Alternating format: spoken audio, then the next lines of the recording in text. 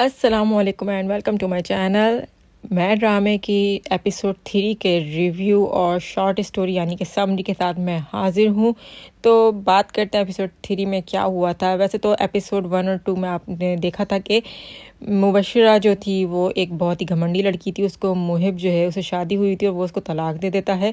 तो इसी गुस्से में वो उसके घर पहुंचते क्योंकि मुबशरा का भाई उसको इन्फॉर्म कर देता है कि मुहिब जो है वो अपने घर पहुंच गया यानी अपनी वालदा के घर। तो वो वहाँ बहुत ही वसीले अंदाज में पहुंचती है और मुहिब के ऊपर चिंगाड़ती है खूब। मुहिब मुबशरा को कहता है कि तुम किसी से शादी के काबिल नहीं हो। तुमने अगर 10 शादियाँ भी ज़िंदगी में की तो 10 की 10 तुम्हें तलाक़ें ही होंगी। तुमने कभी अपने आप को देखा है कि तुम कितनी घमंडी बदतमीज़ हो। बीच बचाव कराने के लिए मुबशरा के वालिद आते हैं। वो कहते हैं कि तुम इधर हटो, मैं बात करूँगी। कि मुबशरा बहुत ज़्यादा एग्रेसिव हो चुकी होती है और एग्रेशन में आकर वो गमले को उठाकर मुहिब को मारने लगती है, लेकिन गमला नीचे गिर जाता है और ये आवाज़ सुनकर फ़ौरन ही हिना बाहर आ जाती है कि आप ठीक हैं। ये सब देखकर मुबशरा और ज़्यादा शॉक्ड हो जाती है क्योंकि वाकई में ये एक शॉकिंग सीन था कि मुबशरा को छोड़कर मुहिब कौन किससे शादी कर रहा है, उसकी बेस्ट फ्रेंड से। मुबशरा इतनी ज़्यादा डिसहार्ट होती है कि वो हिना के ऊपर भी मतलब बहुत शदीद गुस्सा होती है। इतने में बीच में एंट्री होती है जैद की और जैद इन लोगों का बीच बचाव करा के ने ले जाता है। नेक्स्ट ये दिखाया गया है कि आयरा के भाई जो हैं वो हॉस्पिटल में स्टिल उनकी भाभी भी आ जाती हैं और वो उनको लेके काफ़ी परेशान होते हैं। साथ ही दिखाया गया है कि हिना जो है उस पर मुबशरा का ठीक ठाक खौफ छा जाता है। वो बहकी बहकी बातें करने लग जाती है और मुहिब को बस ये कहती रहती है कि वो हमें नहीं छोड़ेगी, तुम उसे जानते नहीं हो। और इतनी ज़्यादा खौफज़दा हो जाती है कि मुहिब को लगता है इसको कुछ हो गया है। मुबशरा के लिए सब कुछ बहुत ज़्यादा शॉकिंग होता है कि एक तरफ तो मुहिब ने उसको तलाक दी और दूसरी तरफ हिना से उसने शादी कर ली उसकी बेस्ट फ्रेंड से, और वो उन्हीं के बारे में बस सोच रही होती है और बहुत ज़्यादा टेंस होती है। नेक्स्ट ये कि हिना को क्या हुआ था, हिना की बस शुगर लो हो जाती है, वो बहकी बहकी बातें करने लगती है। डॉक्टर चेक करके चले जाते हैं और कुछ मेडिसिन और आराम के लिए कह देते हैं हिना को। मुबशरा बस मुहिब के साथ बीते पलों के बारे में ही सोच रही थी कि किस तरह से उसको प्रपोज किया था और किस तरीके से उसकी इंसल्ट जो है पार्टी में हुई थी और वो किस तरह से पार्टी से वापस आ गया था बगैर मुबशरा को बताया, मुबशरा के बगैर। मुबशरा बहुत ज़्यादा शॉक्ड होती है, इवन ये कि वो कुछ खा पी भी नहीं हो रही होती। तो इतने में उसके फादर आते हैं। वो कहते हैं कि 3 बार तो मैंने मेड को भेजा खाने के लिए लेकिन तुम नहीं आए, तो फिर मैं सोचा कि चौथी बार मैं खुद उठ के चल रहा हूँ, शायद तुम मेरी बात मान के खाना खा लो। तो मैं जो भी दिल में दुख है, जो भी परेशानी है, वो मुझसे शेयर कर सकती हो। जिस पर मुबशरा फूट फूट के रोने लगती है और कहती है कि मैंने बचपन से जिसको चाहा है वो मुझसे दूर हो गया है, मैंने जिससे मोहब्बत की वो मुझसे दूर हुआ। पहले मेरी माँ 8 साल की उम्र में मुझे छोड़ के चली गई और फिर हिना मेरी बेस्ट फ्रेंड जो कि बचपन से मेरी बहुत अच्छी दोस्त थी और उसने ऐसा किया, और फिर मुहिब जिसको मैंने बहुत मोहब्बत की थी उसने भी मेरे साथ धोखा किया, मुझे छोड़ के चले गए। जिस पर मुबशरा के डैड कहते हैं कि मैं तो तुम्हें साथ हूँ, तुमसे प्यार करता हूँ, तुम मेरा तो एहसास करो। और दुनिया उसे एक इंसान पे आके ख़त्म नहीं जाती। जिस पर मुबशरा रोती है और कहती है मैं दुनिया का सामना कैसे करूँगी। असल में मुबशरा को यही डर होता है और जो मुहिब ने कहा होता है वो सारी बात याद करके वो बहुत रो रही होती है। जिस पर उसके डैड उसको हौसला अफजाई करते हैं और सीधा यही कहते हैं कि हम उसको नहीं छोड़ेंगे। जिस पर मुबशरा कहती है कि नहीं डैड, हमें उसको तड़पा तड़पा के मारना है। और यहीं से इनका अंजाम और नई कहानी शुरू होती है। साथ ही जैद की फैमिली में भी ऑलमोस्ट ये डिस्कशन हो रही होती है। जैद के फादर भी यही कह रहे होते हैं कि कितनी शॉकिंग न्यूज़ है, मुझे तो यकीन नहीं हो रहा कि मुबशरा के फादर ने ख़ुद को कैसे संभाला होगा। और यही सब डिस्कशन करते करते उनकी बेटी भी बोल पड़ती है कि अगर मेरा शौहर मेरे साथ ऐसा करे तो। जिस पर जैद उसको कह देता है कि तुम्हारे साथ हम ऐसा कभी होने नहीं देंगे और क्योंकि हम तुम्हारे भाई हैं। यानी कि हर कोई बस शौक में होता है और किसी को भी यकीन नहीं हो रहा था कि मुबशरा के साथ ऐसा हुआ है कि उसको मुहिब ने तलाक दे दी। बहुत ज़्यादा सब शॉकिंग होते हैं। आयरा को आता है जैद का फ़ोन और वो पूछता है कि मैं हॉस्पिटल आया था और सुना कि तुम्हारे भाई हॉस्पिटल से डिस्चार्ज हो गए हैं। तो वो बता देती है कि हाँ हम घर आ गए हैं। तो खैर जैद इस वक्त माफ़ी मांगता है कि वो कल चला गया था घर पर वापस, उसको कुछ इमरजेंसी थी। तो आयरा बस इट्स ओके कर देती है। आयरा की भाभी उधर चीख रही होती हैं कि आप के बहन के लिए और रिश्ते वाले आ रहे हैं। भाभी तो बहुत फिक्रमंद होती है लेकिन भाई का बिल्कुल कूल बिहेवियर होता है। जैसे भाई पर यानी कि और आयरा के ऊपर कोई असर ही नहीं होता किसी चीज़ का भी, तो ये ऐसे ही बिहेवियर करते हैं। खैर आयरा अपने भाई को जो है फिर उनकी मेडिसिन देती है खाने के लिए और भाई बस ही कहते हैं इतनी सारी मेडिसिन लेकिन खानी तो सारी की सारी पड़ेंगी। नेक्स्ट सीन में जैद की बहन मुबशरा से मिलने उसके घर पहुंचते तो वहाँ रेयान उसको मिल जाता है और इन दोनों का थोड़ा सा फ्लर्ट स्टार्ट हो जाता है। यहाँ मैं आपको ये बता दूं कि 3 तरह के बहन भाई दिखाए गए हैं। एक तो आयरा और उसका भाई जिसमें बेइंतहा मोहब्बत दिखाई है, दूसरी तरफ जैद उसकी बहन, इनमें ही बहुत मोहब्बत दिखाई गई है, तीसरी तरफ मुबशरा उसका भाई रेयान जिनमें आपस में कभी नहीं बनती, एक दूसरे से लड़ते रहते हैं, इवन ये कि एक दूसरे को ताने भी देते हैं। तो यहाँ पर बस इन लोग का फ्लर्ट ही दिखाया गया है। काफ़ी इंटरेस्टिंग सीन था। नेक्स्ट सीन में मुबशर के फादर अपने एक फैमिली वकील जो कि जाने पहचाने वकील होते हैं, उनके अच्छे दोस्त भी होते हैं, उनको बुलाते हैं और मुबशर के केस डिस्कस कर रहे होते हैं। केस डिस्कस करते करते वो उनको बताते हैं कि जो मुहिब ने किया वो उसका कानूनी हक है, तो वो मुहिब के ख़िलाफ़ कोई केस फायर नहीं कर सकते हैं। जिस पर मुबशरा बहुत ज़्यादा आग बगोला हो जाती है, इतनी अग्रेसिव होती है कि वो वकील साहब को ठीक ठाक बातें सुना के चले जाते हैं कि ये वकील हैं जो मेरा केस ही जो है नहीं ले रहे हैं, इससे अच्छा मैं किसी और वकील को ले लूँ, क्योंकि वकीलों की कमी नहीं है यहाँ पर।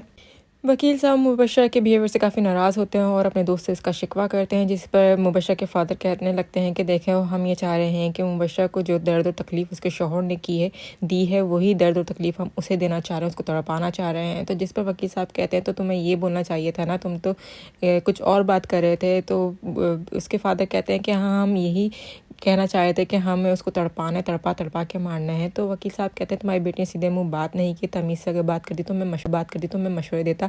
हम बहुत से केसेस उस पर फायर कर सकते हैं, लाइक कि उसने तुम्हारा कितना पैसा लिया है, कितना जेवर लेके भागा है और तुम्हारे घर में रहता तुमने उसको सेट किया। हम इस तरह के काफ़ी केसेस बनाकर उसके ऊपर फायर कर सकते हैं। जिस पर मुबशर के फादर बहुत खुश होते हैं, कहते हैं कि तुम्हें पहले बताना चाहिए था, आजकल के बच्चों को तुम्हें पता ही है, इन लोग के मूड का कुछ पता नहीं होता। खैर, यहाँ पर इनकी डिस्कशन ख़त्म हो जाती है, लेकिन मुहिब के ऊपर ये लोग केस फायर कर देते हैं, जिसकी वजह से मुहिब काफ़ी परेशान होता है।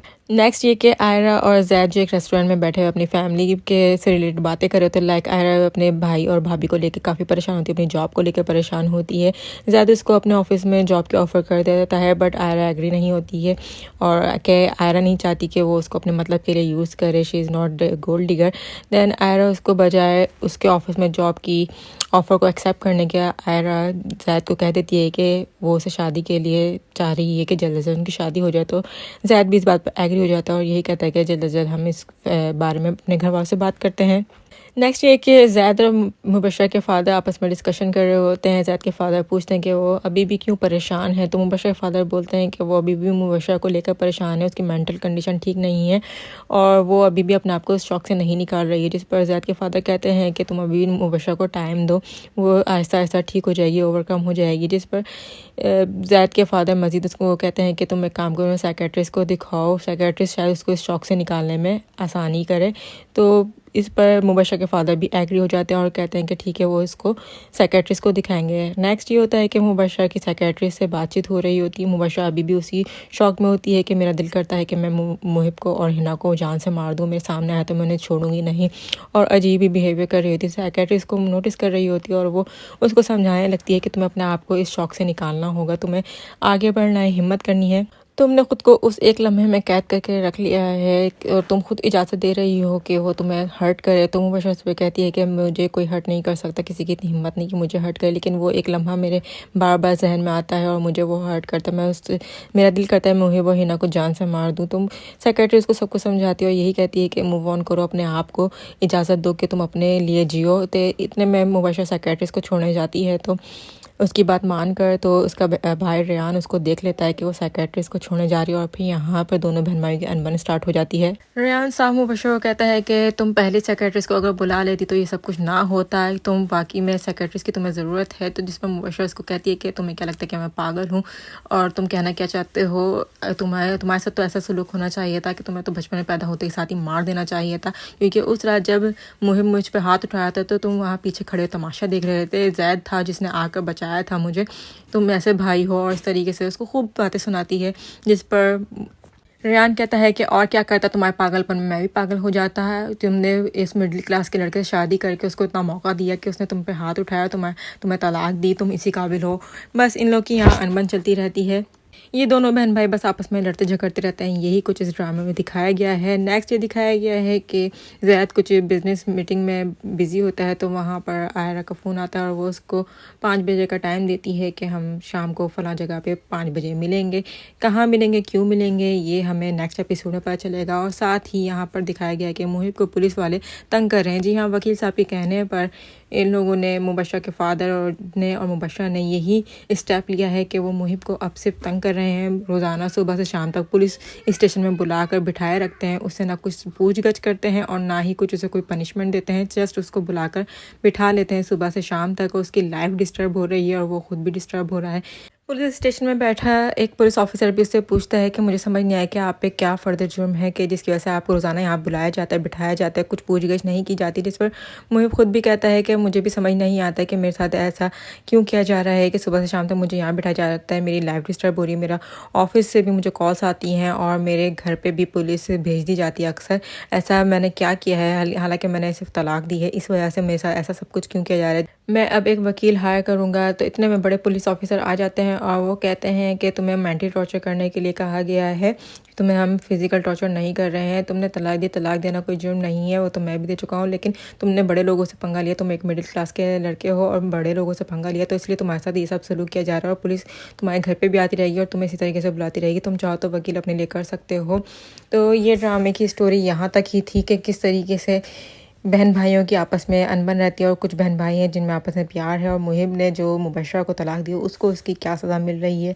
नेक्स्ट हम ये देखेंगे कि ज़ैद क्या वाकई आयरा से शादी कर लेता है या फिर मुबशरा जो है वो ज़ैद के पीछे पड़ जाती है, क्योंकि नेक्स्ट एपिसोड के प्रोमो से तो कुछ ऐसा ही लग रहा है कि अब मुबशरा जो है वो ज़ैद के पीछे पड़ जाएगी, क्योंकि वो ठीक हो जाएगी तो वो अब ज़ैद से शादी करने का कहेगी और ज़ैद क्या शादी करने के लिए एग्री हो जाएगा। ये तो अब हमें आने वाले एपिसोड्स में ही पता चलेगा। और अगर आप चाहते हैं कि इन ड्रामास की शॉर्ट में स्टोरी पता करें और रिव्यूज़ जानें तो हमारे चैनल को ज़रूर सब्सक्राइब कर दें। अल्लाह हाफिज़।